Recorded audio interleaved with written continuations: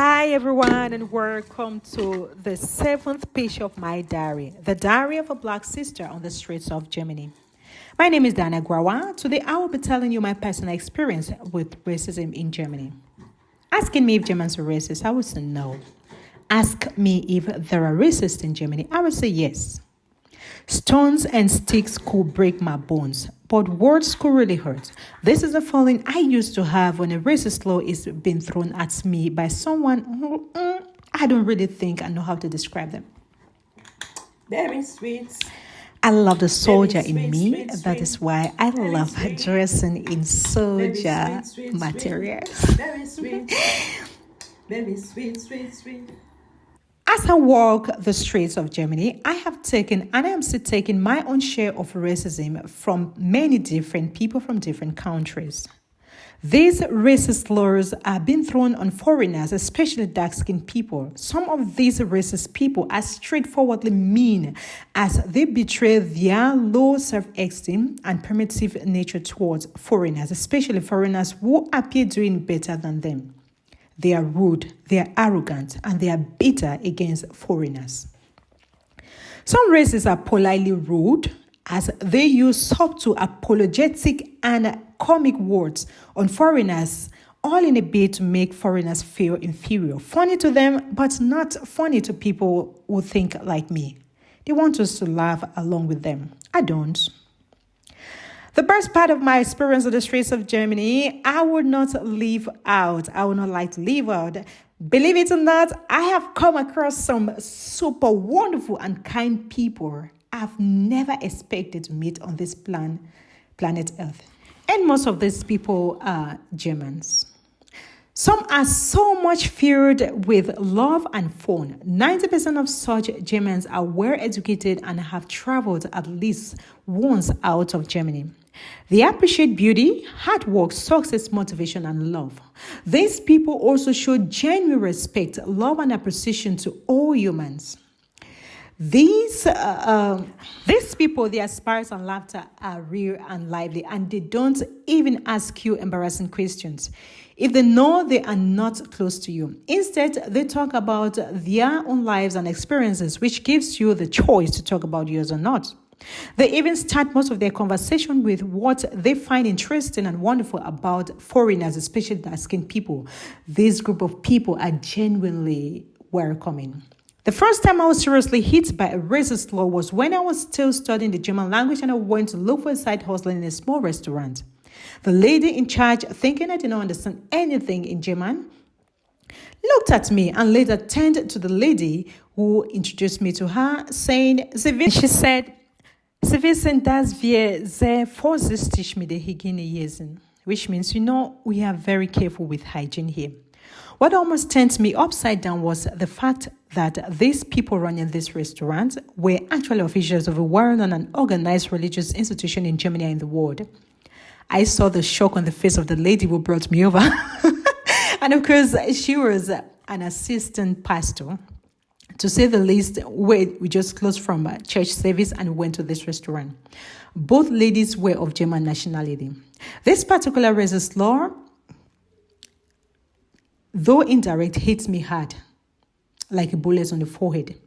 It was very difficult for me to actually describe this lady. Was she just too primitive, untamed, ignorant, disappointed with herself, or was she just being mean? So many questions ran through my head. At the end of the day, she said, I will see what I can do. At the end of the day, she said, I will see what I can do. And of course, she never saw what she could do. But then my German vocabulary was still very scanty, so I did not have enough answer to give her. I left that restaurant never thinking of coming back there for whatever reason. Another racist bullet that hit me hard was when I was hustling in another restaurant. This time around, my food be done strong for down. At least I'd mastered the German language to a certain level. I had already structured and laid down my target and my goals. I was already on the highway. I was not afraid of losing any job. The side hustling, because I was still studying the German language. At this restaurant, I remember one man called me to question me where I come from. I told him I'm coming from Cameroon. The next question was rhetorical. He said,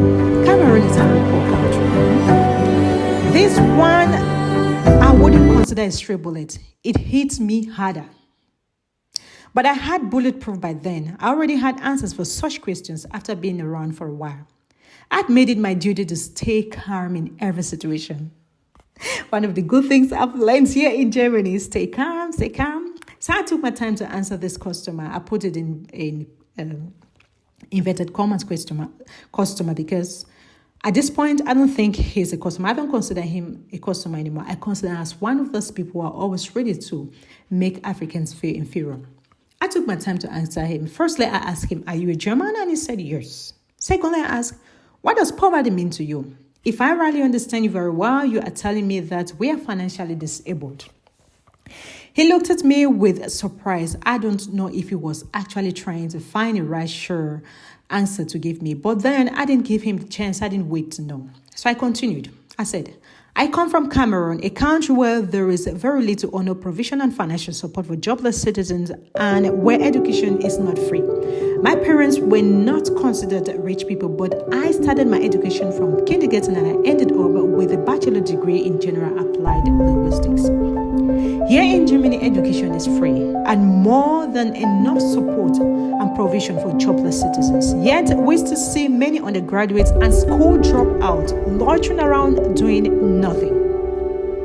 So I asked him again, how many German citizens pay for their health treatment or by themselves? How many German families take care of their children without getting free financial support from the state? And how many German citizens travel abroad from their pockets for health treatment? And how many Cameroonians do this? Finally, I asked him, he's poor. Shaking his head with disbelief and disappointment, he replied, they haven't reached. I don't know what I had right over. Another customer in the same restaurant once called me to ask me if I don't think my color is too dark. And I just told him, this is one of the reasons why I'm one of the most happiest women on earth. Maybe he thought I was going to get offended, embarrassed, but then his partner, a woman beside her, was embarrassed. She lowered her head down. For the politely rude people, I also have politely rude answers for their questions. Now let me list some of the things, some of the questions people ask me like all the time. Is your family still alive? Are you happy to be here in Germany? How did you arrive in Germany? Are you married? Do you have a family? Why did you come to Germany? What do you have noticed that? They find it very impolite if you ask them questions like this if you are not close to them. After realizing that I have to answer some of these questions often, questions like, why did you come to Germany? I'll tell them because the Germans came to Cameroon before First World War. Why did you come to Germany? I would say I came to Germany to make Germany great again.